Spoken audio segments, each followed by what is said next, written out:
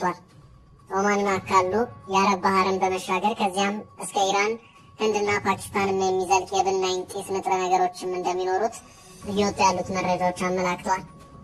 ከከርሰ ምድር የወጣው የእሳት ኳስ 13 ኪሎ ሜትር ወደ ላይ ተወንጭፏል። ምድር ያልቻለችውን የእሳት ቅልጥ አለት አየሩ ማስተናገድ ግድ ብሎታል። ዓለም ምን መጣ እስኪል ድረስ ትናንት ዳር 14 ቀን 2018 ዓ.ም የአፋር ምድር ተአምራትን አሳይቷል። ይህ በትናንትናው ዕለት በአፋር የተከሰተውና በዓለማችን ከ10 ሺህ ዓመታት ወዲህ ያልተከሰተ መሆኑ የተረጋገጠው የእሳተ ገሞራ ፍንዳታ ነው። አስገራሚ ክስተት ሆኖ በዓለማችን ዘመናዊ ታሪክ ውስጥ የተመዘገበ ነው። ዘገባዎች በ10 ሺህ ዓመታት ውስጥ በዓለማችን እንደዚህ አይነት የእሳተ ገሞራ ፍንዳታ ታይቶ አይታወቅም ሲሉ አስታውቀዋል። ይህ የአፋር አካባቢ የምድር መንቀጥቀጥና የእሳተ ገሞራ ፍንዳታ የምስራቅ አፍሪካንና የቀይ ባህር አካባቢን አዲስ የሆነ መልክዓ ምድራዊ ለውጥ የሚያስከትል መሆኑን ከዚህ ቀደም የወጡት የስነ ምድር አጥኚዎች የምርምር ውጤት ያመለክታል።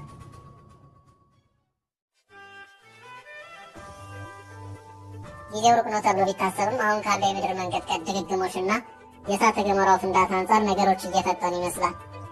ፍንዳታው ከአፋር አልፎ እስከ ከፊል ወሎና ትግራይ ድረስ ተሰምቷል።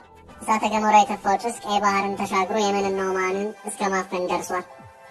ይህ የአሁኑ የአፋር እሳተ ገሞራ ፍንዳታ ከዓመት በላይ ካለፈው የአካባቢ ተከታታይ ምድር መንቀጥቀጥ በኋላ የተከተለ ነው። ይህንን የአፋር የእሳተ ገሞራ ፍንዳታ በቅርበት የተከታተሉ የዘርፉ ባለሙያዎች ይኸው ከምድር እሳትን የሚተፋው ፍንዳታ 13.5 ኪሎ ሜትር ወይም 45,000 ጫማ ወደ ላይ የሚወነጨፍ መሆኑን አስታውቀዋል።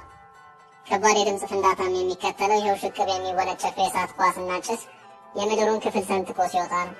በዓለማችን የተለያዩ ክፍሎች የሚገኙ የእሳተ ገሞራ ወይም ቮልካኒክ ባለሙያዎች ይህንኑ ክስተት በቅርበት እየተከታተሉት መሆኑን መረጃዎች እያመለከቱ ነው።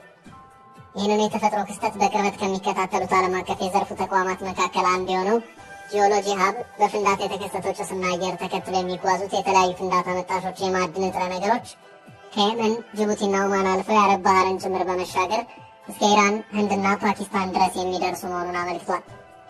በጭስ የታፈኑ የእሳት ኳሶችና ቅልጥ አለቶች ከምድር ከርስ አፈትልከው በመውጣት አየሩን ሞልተውታል። አየር በካይና ጎጂነት ያላቸው ውህዶችና ንጥረ ነገሮች ሳይቀሩ ከዚህ የከርሰ ምድር ፍንዳታ ውስጥ የሚወጡ መሆኑን መረጃዎች እያመለከቱ ይገኛሉ። እንደዚህ አይነት ከባድ ፍንዳታዎችን የሚያስከትሉት አፋኝ ጭስ ለበረራ እጅግ አደገኛ ናቸውም ተብሎ ስለሚታሰብ የበረራው ዘርፍ ጉዳዩን በቅርበት እየተከታተለው መሆኑንም እየወጡት ያሉት መረጃዎች እያመለከቱ ነው። እስካሁን ባለው ሁኔታ በዚህ ዙሪያ የታየ አዲስ ነገር የለም።